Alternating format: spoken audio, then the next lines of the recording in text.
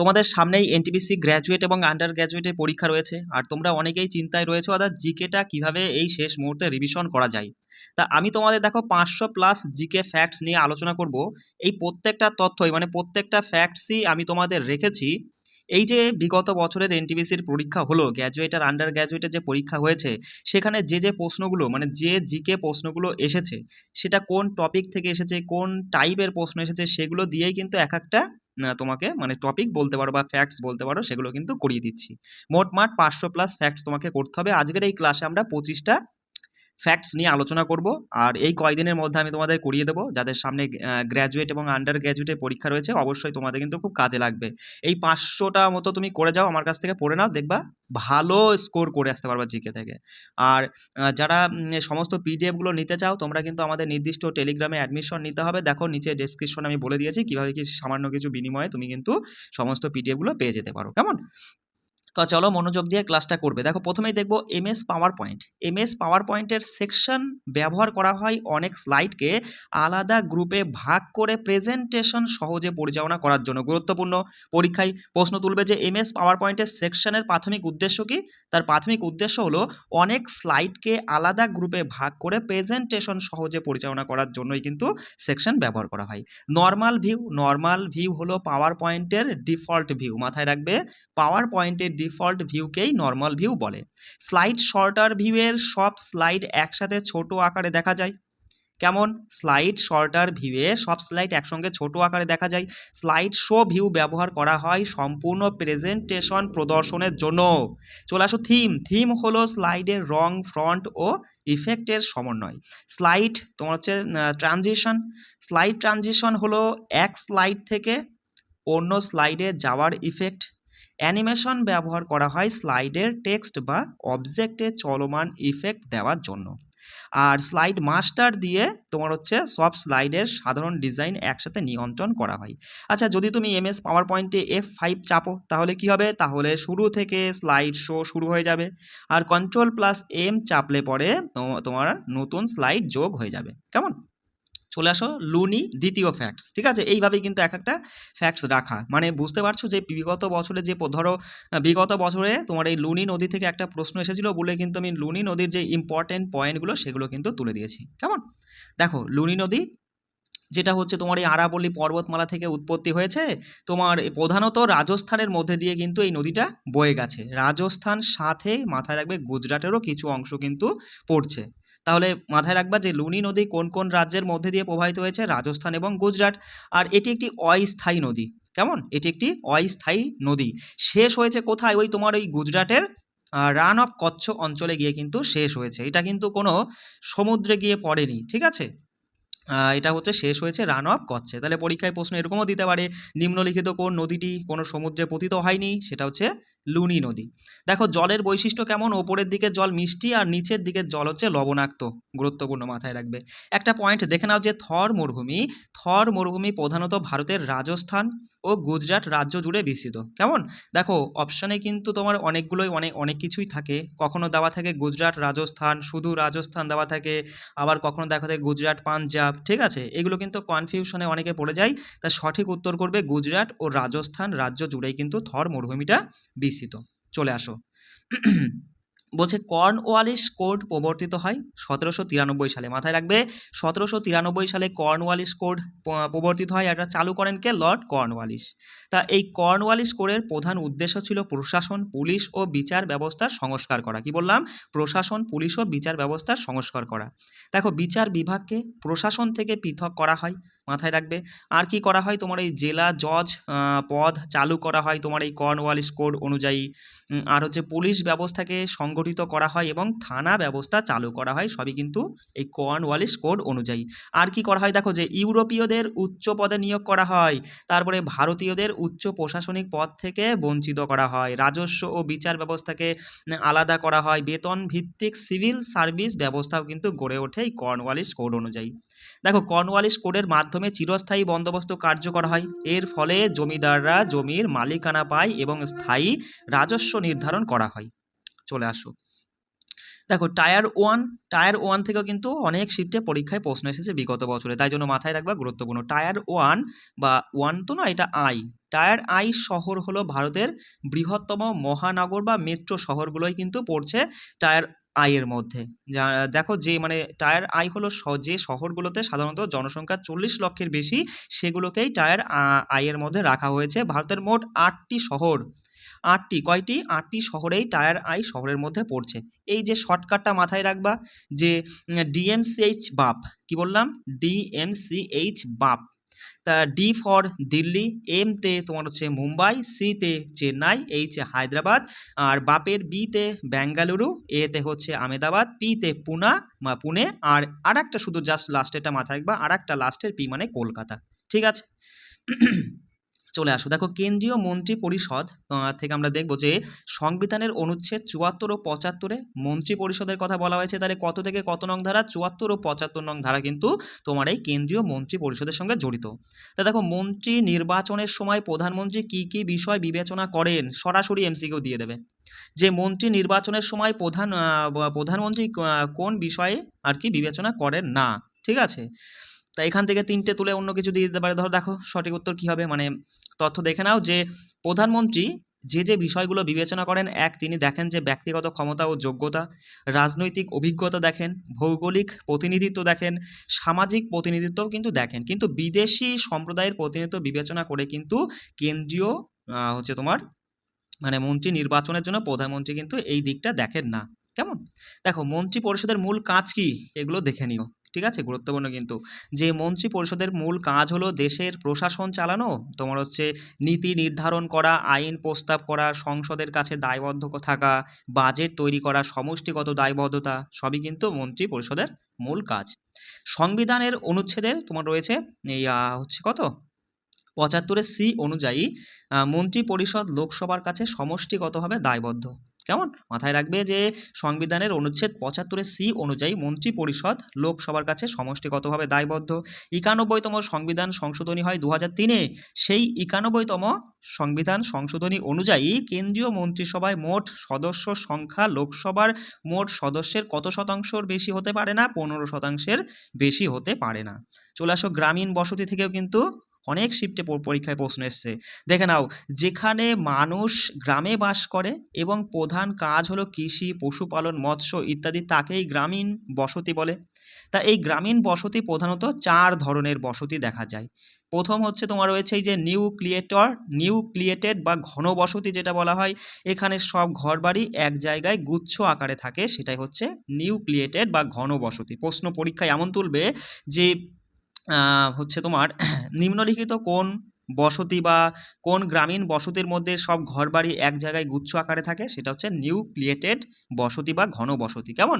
বৈশিষ্ট্য দেখো যে বাড়িগুলো কাছাকাছি থাকে, গ্রাম ছোট জায়গায় কেন্দ্রীভূত থাকে, চারপাশে কৃষি জমি থাকে, নিরাপত্তার প্রয়োজন হয়, আক্রমণের ভয় থাকলে পাহাড়ি বা শুষ্ক অঞ্চলে কিন্তু মানে আর কি এরা ঘন বসতিগুলো দেখা যায়। কেমন? তাহলে এই বৈশিষ্ট্যগুলো কিন্তু পড়বা। প্রশ্ন এরকম দেবে যে নিরাপত্তার প্রয়োজনে এবং আক্রমণের ভয়ের কারণে কোন রকমের হচ্ছে গ্রামীণ বসতি দেখা যায়, সেটা হচ্ছে নিউক্লিয়েটেড বা ঘন বসতি দেখা যায়। কেমন? যেমন তোমার এই রয়েছে বুন্দেলখণ্ড, উত্তর ভারতের বুন্দেলখণ্ড কিন্তু তোমার এই নিউক্লিয়েটেড বসতির মধ্যে পড়ছে। দেখো বুন্দেলখণ্ড অঞ্চলে নিউক্লিয়েটেড বসতির প্রধান কারণ কি ছিল? তা সেটা হচ্ছে তোমার নিরাপত্তা, উদ্বেগ ও আক্রমণের ভয়ই ছিল আর কি তোমার এই বুন্দেলখণ্ড অঞ্চলে নিউক্লিয়েটেড বসতির প্রধান কারণ। চলে আসো, দেখো ডিসপার্স বা ছড়ানো বসতি যেটা বলা হয়, ডিসপার্স বা ছড়ানো বসতি হচ্ছে বাড়িগুলো দূরে দূরে থাকে, এক একটি বাড়ি আলাদা। তারপরে তোমার বৈশিষ্ট্য কি দেখো যে কৃষি জমির মধ্যে বাড়ি থাকে, পাহাড়ি অঞ্চলে হয় বা বনাঞ্চল বেশি জমি থাকলে পরে এই রকমের বসতি দেখা যায়। তারপরে দেখো লিনিয়ার বসতি বলতে বোঝাচ্ছে যে বাড়িগুলো রাস্তা, নদী বা খালের পাশে লাইনের মতো করে থাকে। আর সার্কুলার বসতি মানে বাড়িগুলো বৃত্তাকারভাবে সাজানো, মাঝখানে থাকে তোমার হচ্ছে পুকুর, মাঠ বা মন্দির।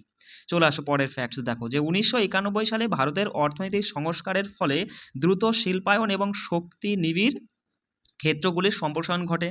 তা তোমার হচ্ছে শিল্প বৃদ্ধি, শক্তি দক্ষতা এবং নির্গমনকে ভারসাম্যপূর্ণ করতে Bharat perform, achieve and trade scheme গ্রহণ করা হয়েছে। গুরুত্বপূর্ণ। তাহলে পরীক্ষায় প্রশ্ন তুলবে 1991 সালে ভারতের অর্থনৈতিক সংস্কারের ফলে দ্রুত শিল্পায়ন এবং শক্তি নিবিড় ক্ষেত্রগুলির সম্প্রসারণ ঘটেছিল।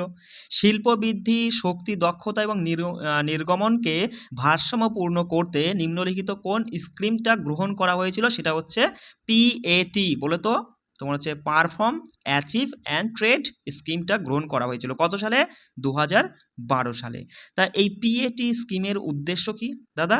শক্তি সাশ্রয়, শিল্প দক্ষতা বৃদ্ধি, কার্বন নির্গমন কমানো এবং তোমার ওই বাজারের মাধ্যমে নিয়ন্ত্রণ। কেমন? চলে আসো, পাওয়ার পয়েন্ট হলো একটি প্রেজেন্টেশন সফটওয়্যার। একদম।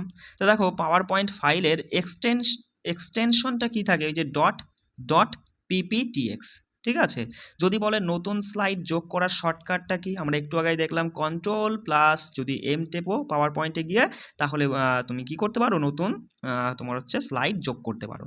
আচ্ছা, কন্ট্রোল প্লাস ডি হলো স্লাইড কপি করার শর্টকাট। তারপরে দেখে নাও যে স্লাইড শো শুরু করার শর্টকাট হচ্ছে F5। তারপরে কারেন্ট স্লাইড থেকে তোমার হচ্ছে স্লাইড শো শুরু করার জন্য শিফট প্লাস কন্ট্রোল প্লাস 5 টিপতে হবে। তারপরে দেখো শিপ বা টেক্সট বক্স এর ভেতরে টেক্সট এডিট করার জন্য F2 টিপতে হবে। তারপরে কপি করার শর্টকাট হচ্ছে কন্ট্রোল প্লাস সি, পেস্ট করার জন্য কন্ট্রোল প্লাস ভি, আনডু করার জন্য কন্ট্রোল প্লাস জেড এবং রিডু করার জন্য কন্ট্রোল প্লাস ওয়াই শর্টকাট ব্যবহার করা যায়। দেখো পাওয়ার পয়েন্টের স্লাইডের বিন্যাসকে কি বলা হয়? লেআউট। মাথায় রাখবে, গুরুত্বপূর্ণ যে পাওয়ার পয়েন্টের স্লাইডের বিন্যাসকে বলা হয় লেআউট। দেখো স্লাইডে লেখা, ছবি, চার্ট ইত্যাদিকে বলা হয় অবজেক্টস, আর স্লাইড পরিবর্তনের প্রভাবকে বলা হয় ট্রানজিশন, আর স্লাইডের ভেতরে বস্তুর চলাচলকে কি বলা হয়? সেটা হচ্ছে অ্যানিমেশন। কেমন?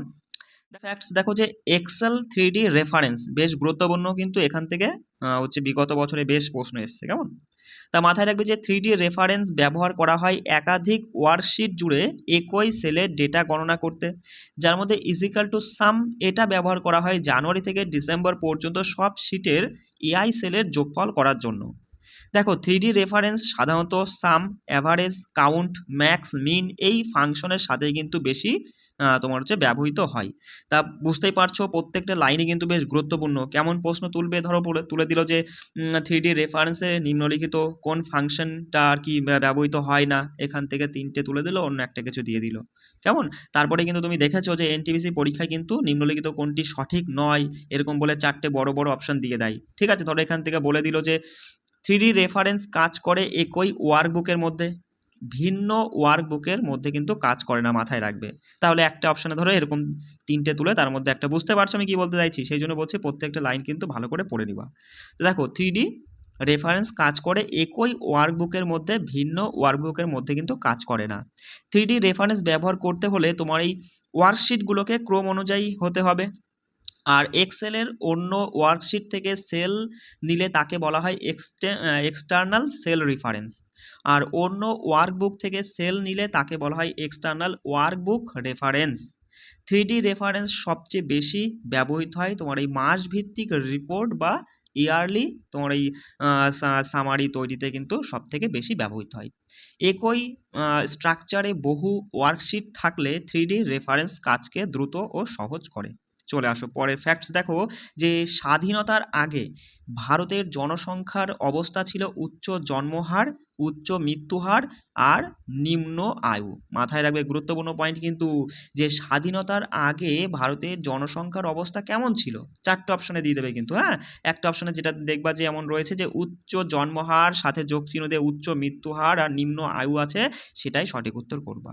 দেখো স্বাধীনতার প্রাক্কালে ভারতে গড় আয়ু ছিল 32 বছর। স্বাধীনতার সময় ভারতের সাক্ষরতার হার ছিল 16%। উপনিবেশিক শাসনের কারণে ভারতের অর্থনীতি ছিল অনুন্নত ও কৃষি নির্ভর। কেমন? স্বাধীনতার আগে ভারতের জন্মহার ও মৃত্যুহার খুব বেশি ছিল। আর দেখলেই তো তোমার হচ্ছে জন্মহার মৃত্যুহার খুব বেশি ছিল, আর তোমার এই আয়ুটা কিন্তু খুবই নিম্ন ছিল। কত ছিল? 32 বছর। কেমন? চলে আসো স্বাধীনতার সময়। দেখো সংক্রমণ রোগগুলো হয়েছিল কি? ম্যালেরিয়া, কলেরা, প্লেগ, এইগুলোই ছিল মৃত্যুর প্রধান কারণ। গ্রামাঞ্চলে স্বাস্থ্যকেন্দ্র এবং হাসপাতালের সংখ্যা খুব কম ছিল। অপুষ্টি ও দারিদ্র্যের কারণে শিশু মৃত্যুর হার খুব বেশি ছিল। চলে আসো বনাঞ্চল আইন ও ভূমি ব্যবস্থা থেকেও কিন্তু পরীক্ষায় খুব প্রশ্ন তোলে। দেখো ব্রিটিশরা বন আইন ও বিভিন্ন ভূমি বন্দোবস্ত নীতি চালু করে উপজাতিদের ঐতিহ্যগত জমি ও বন ব্যবহারের অধিকার সীমিত করে দেয়। ফলে তারা শিকার, কাঠ সংগ্রহ, চাষ ইত্যাদি করতে পারতো না। এতে উপজাতিদের জীবিকা নষ্ট হয় এবং বিভিন্ন বিদ্রোহ কিন্তু সেখান থেকেই মানে বিভিন্ন উপজাতি বিদ্রোহ সেখান থেকেই শুরু হয়। সেখান থেকেই সেই কারণেই আর কি শুরু হয় সাঁওতাল বিদ্রোহ সিধু কানুর নেতৃত্বে এই 1855 থেকে 56 সালে, তাই না? ব্রিটিশ শাসনের বিরুদ্ধে অন্যতম বড় উপজাতি বিদ্রোহ ছিল এটি। তারপরে দেখো বিরসা মুন্ডা আন্দোলন হয়েছিল 99 থেকে, মানে 1899 থেকে 1900-তে। মুন্ডা উপজাতিদের নেতৃত্বে হয়েছিল। কোল বিদ্রোহ হয়েছিল তোমার এই কোথায়? ঝাড়খণ্ড অঞ্চল জুড়ে সংগঠিত হয়েছিল 31 থেকে 32, মানে 1831 থেকে 32। একটু দেখে নাও, তারপরে পিডিএফটা তুলে নিজেরা কিন্তু 2-3 বার রিভিশন করবা। চলে আসো ডান্ডি যাত্রা থেকে কিন্তু পরীক্ষায় প্রশ্ন তোলে। তো দেখো ডান্ডি যাত্রা শুরু হয়েছিল কবে? 12ই মার্চ 1930-এ। ডেটটাও খুব গুরুত্বপূর্ণ, 12ই মার্চ 1930-এ। কোথা থেকে দাদা? ওই সবরমতী আশ্রম থেকে শুরু হয়েছিল। কার নেতৃত্বে? মহাত্মা গান্ধীর নেতৃত্বে সবরমতী আশ্রম থেকে শুরু হয়, শেষ হয় ডান্ডিতে। ঠিক আছে? আর যেখানে মোট কতটুকু মানে পদযাত্রা করা হয়েছিল? 240 মাইল, বা বলতে পারো 285 কিলোমিটার। এই আন্দোলন ছিল লবণ আইন ভাঙার আন্দোলন। ডান্ডি যাত্রার মাধ্যমে শুরু হয় আইন অমান্য আন্দোলন। ডান্ডি যাত্রার প্রথমে অংশ নিয়েছিল কতজন সত্যাগ্রহী? 78 জন সত্যাগ্রহী কিন্তু অংশ নিয়েছিল। তারপরে আস্তে আস্তে জনসংখ্যা বাড়তেই থাকে। দেখো 6ই এপ্রিল 1930 সালে লবণ আইন ভঙ্গ করা হয়। গুরুত্বপূর্ণ, 6ই এপ্রিল 1930 সালে লবণ আইন ভঙ্গ করা হয়। ডান্ডি যাত্রা ভারতের স্বাধীনতা আন্দোলনকে গণ আন্দোলনে রূপ দিয়েছিল, মাথায় রাখবে। চলে আসো পরের ফ্যাক্টস। দেখো যে ভারতের রাষ্ট্রপতি সাধারণত মন্ত্রী পরিষদের পরামর্শ অনুযায়ী কাজ করেন। গুরুত্বপূর্ণ, মাথায় রাখবে। ভারতের রাষ্ট্রপতি সাধারণত কার পরামর্শ অনুযায়ী? মন্ত্রী পরিষদ, কোনো প্রধানমন্ত্রী নয় বা কোনো হচ্ছে ক্যাবিনেট মন্ত্রী নয়, মাথায় রাখবে। মন্ত্রী পরিষদের হচ্ছে পরামর্শ অনুযায়ী কিন্তু কাজ করে। কেমন? তা দেখো সেটা ধারা রয়েছে, ধারা 74 নং ধারায় কিন্তু সেই সম্পর্কে বর্ণিত আছে। দেখো রাষ্ট্রপতি একবার মন্ত্রী পরিষদের পরামর্শ পুনর্বিবেচনার জন্য ফেরত পাঠাতে পারেন। তারপরে পুনর্বিবেচনার পর মন্ত্রী পরিষদ যদি একই পরামর্শ দেয় তাহলে রাষ্ট্রপতিকে তা মানতেই হবে। রাজ্যপাল নিয়োগ করেন কে? ভারতের রাষ্ট্রপতি। কত নং ধারায় সেটা বর্ণিত আছে? 155-তে। আর 156 নং ধারায় বর্ণিত আছে যে রাজ্যপাল রাষ্ট্রপতির ইচ্ছা অনুযায়ী মানে পদে রাখতে পারেন। ঠিক আছে? দেখো রাষ্ট্রপতি ভারতের রাষ্ট্রদূত বা হাই কমিশনার নিয়োগ করে থাকেন। রাষ্ট্রপতি প্রধানমন্ত্রীকেও নিয়োগ করেন এবং প্রধানমন্ত্রীর পরামর্শে আরও অন্যান্য মন্ত্রীদেরকে নিয়োগ করেন। রাষ্ট্রপতি ভারতের হচ্ছে প্রধান বিচারপতি ও সুপ্রিম কোর্টের বিচারপতিদেরকেও নিয়োগ করেন। রাষ্ট্রপতি জরুরি অবস্থা ঘোষণা করতে পারেন 352 ধারার অধীনে। পুষ্যবতী বংশ সম্পর্কে গুরুত্বপূর্ণ, কিন্তু এখান থেকে প্রশ্ন তোলে। কেমন? দেখো পুষ্যবতী বংশের রাজধানী ছিল থানেশ্বর। পুষ্যবতী বংশের প্রতিষ্ঠাতা ছিলেন কে? নরবর্ধন, মাথায় রাখবে। নরবর্ধন ছিলেন পুষ্যবতী বংশের প্রতিষ্ঠাতা। আচ্ছা, পুষ্যবতী বংশের প্রথম শক্তিশালী রাজা ছিলেন প্রভাকর বর্ধন। কেমন? আর এই প্রভাকর বর্ধনের জ্যেষ্ঠ পুত্র মানে বড় পুত্রের নাম ছিল রাজ্যবর্ধন। রাজ্যবর্ধনের মৃত্যুর পরে সিংহাসনে বসেন হর্ষবর্ধন। কখন? 606 খ্রিস্টাব্দে, মাথায় রাখবে। দেখো হর্ষবর্ধনের রাজধানী পরে স্থানান্তরিত হয় কোথায়? কনৌজে। তাহলে বুঝতেই পারছো যে হর্ষবর্ধনের রাজধানী কি ছিল? কনৌজ। ঠিক আছে? হর্ষবর্ধনের রাজত্বকালটা ছিল তোমার হচ্ছে 606 থেকে 647 খ্রিস্টাব্দ। তার সময় দেখো চীনা পর্যটক তোমার এই হিউয়েন সাং হর্ষের সময় আর কি ভারতে এসেছিল। তারপরে মাথায় রাখবে যে হর্ষবর্ধন প্রতি 5 বছরে প্রয়াগে, কোথায়? প্রয়াগে মহাদান সভা আয়োজন করতেন প্রতি 5 বছরে। হর্ষবর্ধন ছিলেন উত্তর ভারতের শেষ বড় হিন্দু সম্রাটদের মধ্যে একজন। কেমন? চলে আসো আবার শব্দ সম্পর্কে একটু দেখবো। দেখো শব্দ একটি যান্ত্রিক তরঙ্গ। শব্দ চলার জন্য মাধ্যমের প্রয়োজন হয়। শূন্যের মাধ্যমে শব্দ চলতে পারে না, তাই না? শব্দের গতি কঠিনে সব থেকে বেশি আর গ্যাসে সবচেয়ে কম। আচ্ছা, মানুষ যে শব্দ শুনতে পারে তার কম্পাঙ্ক তোমার এই 20 হার্জ থেকে 20,000 হার্জ পর্যন্ত। দেখো 20 হার্জের নিচে হলে পরেই সেটাকে শব্দে তর তোমার হচ্ছে শব্দ বা যাকে বলা হয় ইনফ্রাসাউন্ড বলা হয়। আর 20,000 হার্জের যদি বেশি হয় তাহলে সেই শব্দকে আল্ট্রাসাউন্ড বা শব্দতর মানে শব্দোত্তর শব্দ বলা হয়। ঠিক আছে, বাংলাগুলো একটু দেখে নিও। আর ইংরাজিটা মাথায় রাখবে যে 20-র নিচে হলে পরেই ইনফ্রাসাউন্ড, 20,000-এর ওপরে হলে আল্ট্রাসাউন্ড, আর 20 থেকে 20,000-এর মধ্যে হলে পরে সেটাকে আমরা শ্রুতিগোচর শব্দ বলি, যেটা মানুষের পক্ষে শোনা সম্ভব, তাই না? দেখো, শব্দের উচ্চতা নির্ভর করে কম্পাঙ্কের উপর, শব্দের তীব্রতা নির্ভর করে কম্পাঙ্কের প্রশস্ততার উপর। শব্দের প্রতিফলনের ফলে প্রতিধ্বনির সৃষ্টি হয়। মাথায় রাখবে কিসের জন্য? প্রতিফলনের জন্য কিন্তু। হ্যাঁ, পরীক্ষায় প্রশ্ন দেবে যে শব্দের কি কারণে প্রতিফলন, বিক্ষেপণ বা হচ্ছে তোমার প্রতিসরণ এরকম দিতে পারে। ঠিক আছে, যে প্রতিধ্বনির সৃষ্টি হয় সেটা হচ্ছে প্রতিফলনের জন্যই কিন্তু প্রতিধ্বনির সৃষ্টি হয়। চলে আসো, দেখো ভারতীয় পার্লামেন্টে অনুমান কমিটির সদস্যদের নির্বাচন করেন কারা? লোকসভার সদস্যরা। মাথায় রাখবে, কেমন?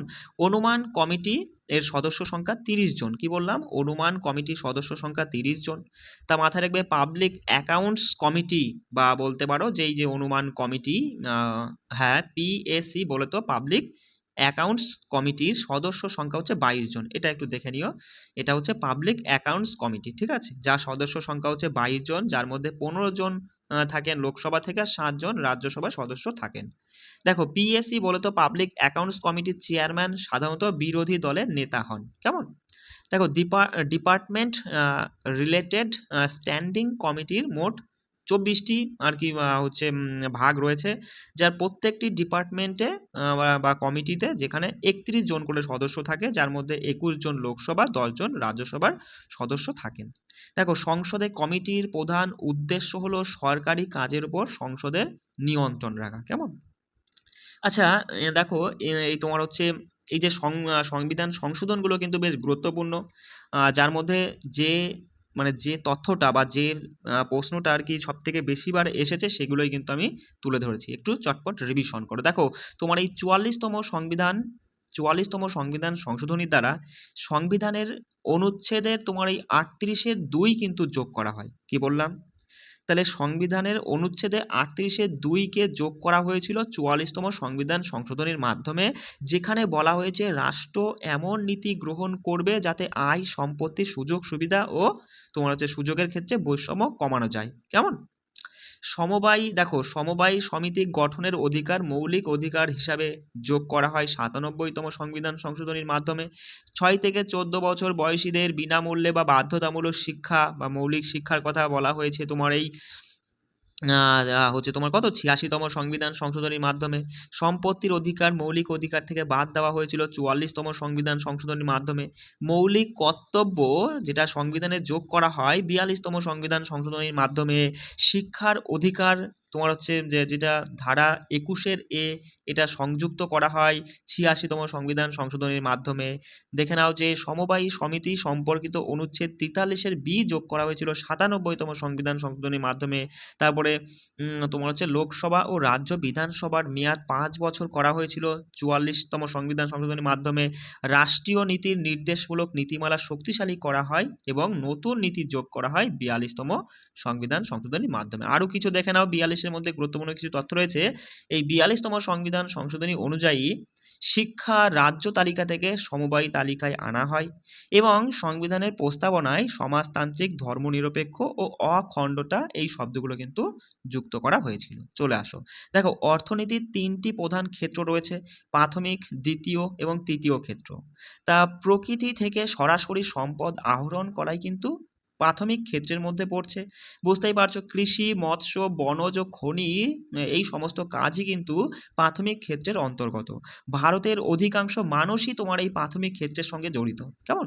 আর এই কাঁচামাল মানে প্রাথমিক ক্ষেত্র থেকে আমরা যে সমস্ত জিনিস পাই সেইগুলো থেকে পণ্য তৈরি করে পণ্যের রূপান্তর করা, সেটা কিন্তু দ্বিতীয় ক্ষেত্রের মধ্যে পড়ছে। যেমন বলতে পারো কাঁচা লোহা থেকে ইস্পাত তৈরি করা হলো, এটা কিন্তু দ্বিতীয় ক্ষেত্রের উদাহরণ।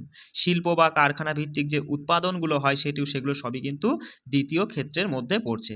আর পরিষেবা প্রদান করে এমন অর্থনৈতিক কার্যকলাপ তৃতীয় ক্ষেত্রের মধ্যে পড়ছে, যেমন ব্যাংকিং, পরিবহন, যোগাযোগ, এগুলো সবই কিন্তু তৃতীয় ক্ষেত্রের উদাহরণ। দেখো, অর্থনৈতিক উন্নতির সাথে সাথে তৃতীয় ক্ষেত্রের গুরুত্ব বৃদ্ধি পায়। চলে আসো পরের পয়েন্টে, দেখো ফতেপুর সিক্রি দেখবো যে ফতেপুর সিক্রি হলো মুঘল যুগের একটি ঐতিহাসিক শহর। এটি আগ্রা শহরের কাছে অবস্থিত। শহরটি আকবর তোমার এই 1571 খ্রিস্টাব্দে কিন্তু প্রতিষ্ঠা করেছিল। সুফি সাধক সেলিম চিশতি সম্রাট আকবরকে ভবিষ্যৎবাণী করেছিলেন যে তার একটা পুত্র সন্তান হবে। পরে আকবরের পুত্র সন্তান জন্মালে আকবর এই শহরটা নির্মাণ করেছিল। কেমন? দেখো সেলিম চিশতির সমাধি তোমার এই ফতেপুর সিক্রিতে রয়েছে। এটি সাদা মার্বেল পাথরের তৈরি একটি সুন্দর মাজার। ফতেপুর সিক্রির গুরুত্বপূর্ণ স্থাপনাগুলো কি? বুলন্দ দরওয়াজা, জামা মসজিদ, ইবাদতখানা, তারপরে পঞ্চমহল। মাথায় রাখবে। চলে আসো তোমার হচ্ছে মাইক্রোসফট উইন্ডোজ 11-এ ফাইল বা ফোল্ডারের নাম মাথায় রাখবে। হ্যাঁ, দেখে নাও পরে ফ্যাক্টস তোমার মাইক্রোসফট উইন্ডোজ 11 সম্পর্কে, যেখানে আমরা দেখব যে এই মাইক্রোসফট উইন্ডোজ 11-এ ফাইল বা ফোল্ডারের নামে তোমার এই হচ্ছে অ্যাস্টারিক্স বা প্রশ্ন চিহ্নর মতো বা এই সমস্ত যে চিহ্নগুলো দেখতে পাচ্ছ এখানে, এই সমস্ত চিহ্নগুলো কিন্তু ব্যবহার করা যায় না। মাথায় রাখবে, গুরুত্বপূর্ণ পয়েন্ট কিন্তু। কেমন? এখান থেকে সরাসরি প্রশ্ন তুলবে যে মাইক্রোসফট তোমার হচ্ছে উইন্ডোজ 11-এ নিম্নলিখিত কোন চিহ্নটি সরাসরি ব্যবহার করা যায় না। তা এখান থেকে ধরো একটা তুলে দিল, বাকি অন্য কিছু দিয়ে দিল। তা দেখো ভালো করে শুনে নাও। হ্যাঁ, তা তোমার হচ্ছে এই উইন্ডোজে ফাইল বা ফোল্ডারের নামে অক্ষর এ থেকে জেড পর্যন্ত, না হলে সংখ্যা 0 থেকে 9 পর্যন্ত ব্যবহার করা যায়।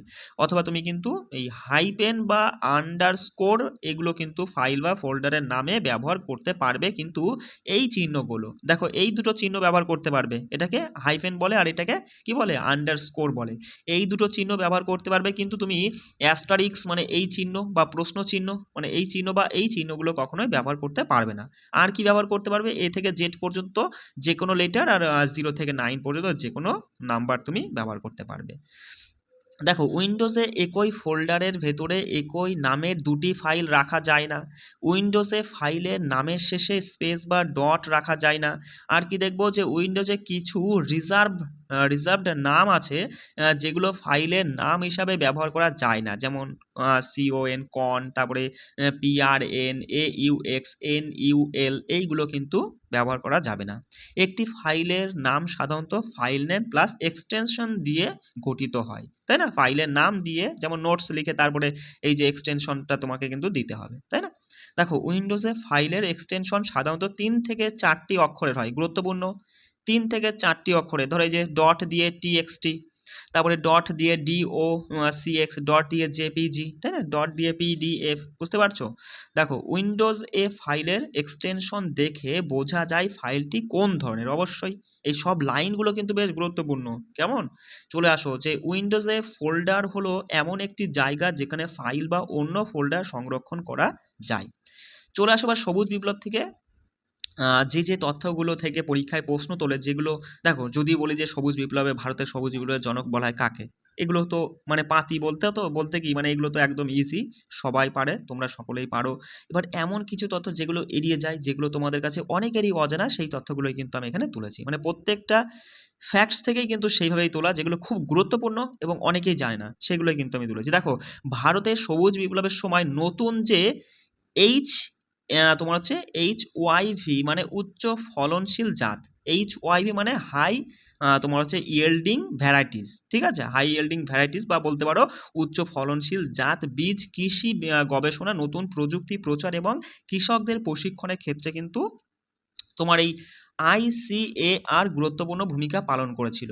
মাথায় রাখবে। তাহলে পরীক্ষায় প্রশ্ন দেবে ভারতে সবুজ বিপ্লবের সময় নতুন উচ্চ ফলনশীল জাতের যে বীজ কৃষি গবেষণা, নতুন প্রযুক্তি প্রচার এবং কৃষকদের প্রশিক্ষণের ক্ষেত্রে কোন সংস্থা সবথেকে গুরুত্বপূর্ণ ভূমিকা পালন করেছিল?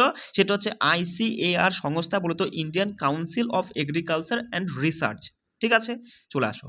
ভারতের তোমার এই হচ্ছে উচ্চ ফলনশীল জাত বীজ পরীক্ষামূলকভাবে প্রথম ব্যবহার করা হয় পাঞ্জাবের লুধিয়ানা কৃষি বিশ্ববিদ্যালয়। গুরুত্বপূর্ণ, মাথায় রাখবে। ঠিক আছে?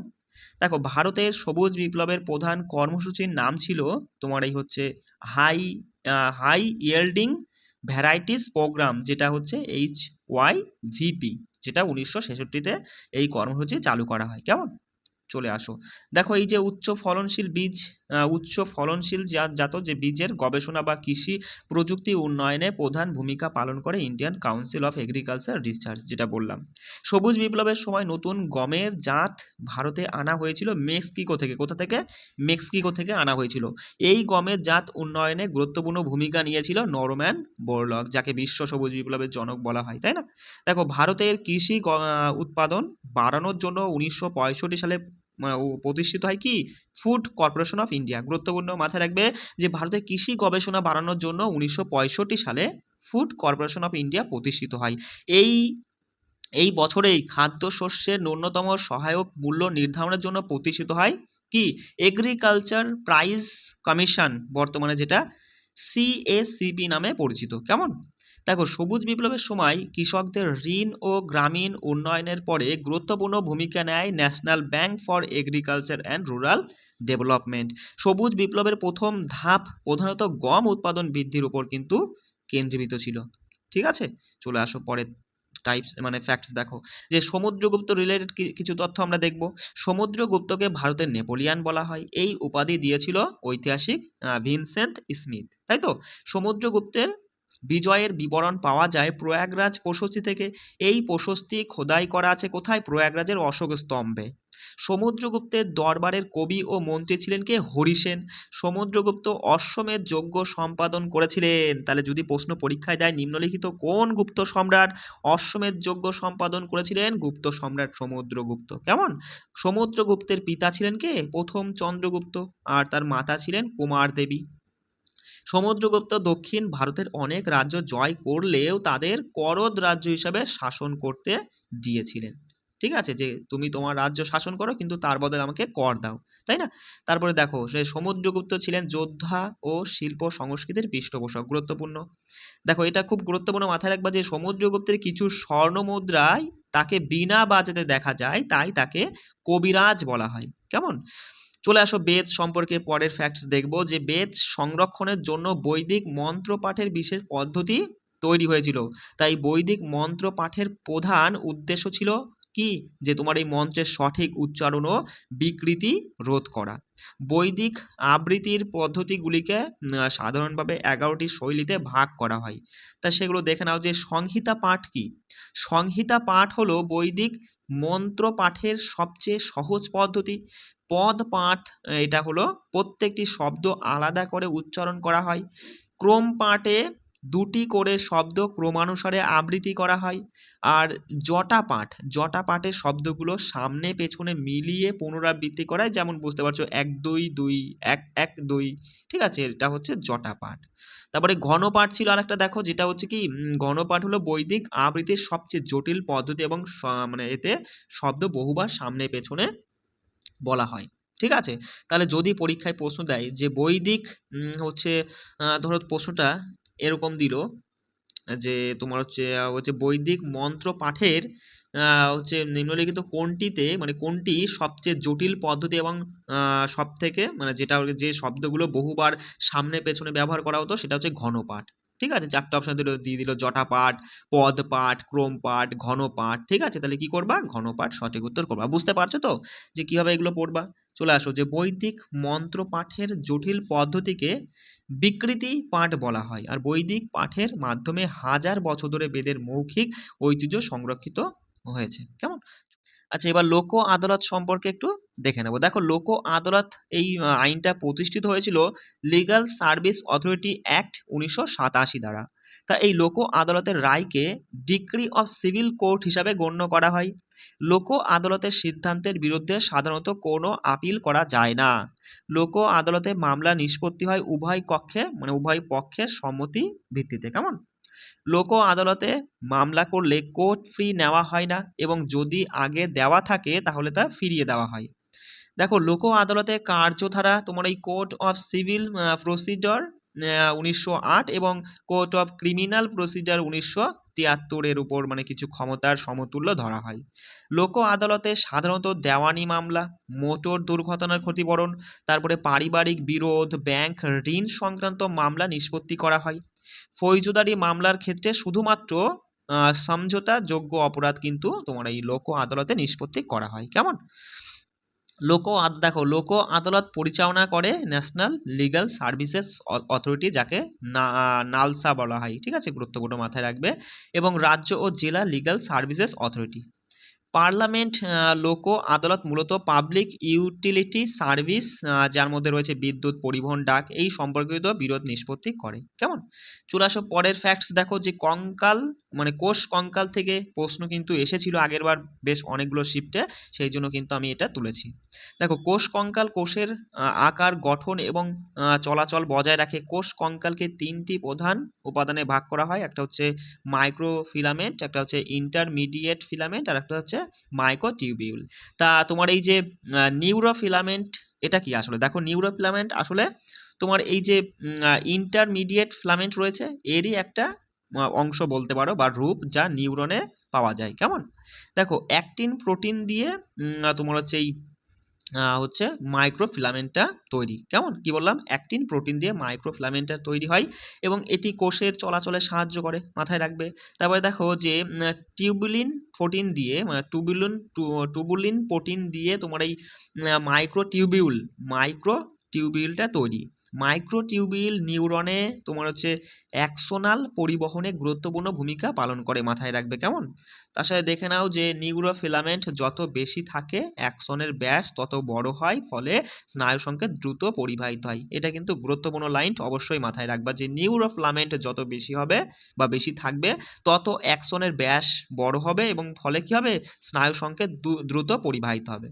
আর কিছু তথ্য আছে, দেখে নাও যে তোমার এই কেরোটিন হলো ইন্টারমিডিয়েট ফিলামেন্ট, যেটা হচ্ছে প্রোটিন, এক ধরনের প্রোটিন, যা প্রধানত তোমার কি ত্বক, চুল বা নখে পাওয়া যায়। নিউরনের কোষ কঙ্কাল স্নায়ু কোষের আকৃতি বজায় রাখা এবং সংকেত পরিবহনে গুরুত্বপূর্ণ ভূমিকা পালন করে। আর এটা গুরুত্বপূর্ণ মাথায় রাখবে যে নিউরোফিলামেন্টের তিনটি প্রধান সাব ইউনিট রয়েছে, এনএফএল, এনএফএম এবং এনএফএইচ, এলএমএইচ। কেমন? তাহলে এখান থেকে প্রশ্ন কিন্তু পরীক্ষায় তুলতেই পারে যে নিউরোফিলামেন্টের নিম্নলিখিত কোনটি সাব ইউনিটেড নয়। তার মানে এই তিনটে দিল, একটা এনএফ আই দিয়ে দিল। ঠিক আছে, বিষয়টা বুঝতে পারছো? তাহলে সঠিক উত্তর কি করবা? তাহলে এই ছিল তোমাদের হচ্ছে 500-র মধ্যে 25টা ফ্যাক্ট। যাদের দেখো তোমাদের যাদের গ্র্যাজুয়েটের পরীক্ষা রয়েছে, তোমরা তো আর কিছুদিন সময় পাচ্ছ, এর মধ্যে হচ্ছে এগুলো তাও করে যেও। ঠিক আছে, অবশ্যই কিন্তু কাজে লাগবে। আর যাদের আন্ডার গ্র্যাজুয়েটের পরীক্ষা রয়েছে তোমরা তো করবাই, তোমাদের পরীক্ষার আগে কিন্তু সমস্ত কিছু আমি কমপ্লিট করিয়ে দেবো। আর যারা আমাদের গ্রুপে যুক্ত আছো তোমাদের আমি এই কয়েকদিনের মধ্যে 3-4 দিনের মধ্যে কিন্তু বেশি বেশি পিডিএফ দিয়ে দেবো, সেগুলো মানে যাদের সামনে গ্র্যাজুয়েটের পরীক্ষা আছে সেই গ্রুপে যারা আছো তোমাদের কিন্তু বেশি বেশি করে এই কদিনে পিডিএফ দিয়ে দেবো, হচ্ছে সেগুলো কিন্তু পড়ে নেবা। কারেন্ট অ্যাফেয়ার্সও আমি দেবো, সেগুলো পড়ে নেবা। কেমন? এই শেষ মুহূর্তে জিকে এটা রিভিশন করার পার ডে দেখি আগামীকাল থেকে আমি 2টো করে এরকম হচ্ছে ক্লাস করো, মানে 25-25 50টা করে ফ্যাক্টস দেবো। 4 দিন যাদের গ্র্যাজুয়েটের পরীক্ষা দিবা, যারা 4 দিন সময় পাচ্ছ তোমরা, ঠিক আছে, তাও অনেক কিছু তোমার তথ্য জানা হয়ে যাবে। কেমন? কোনো চিন্তা করো না, সবাই ভালো করে পড়ো। রাখছি। জয় হিন্দ।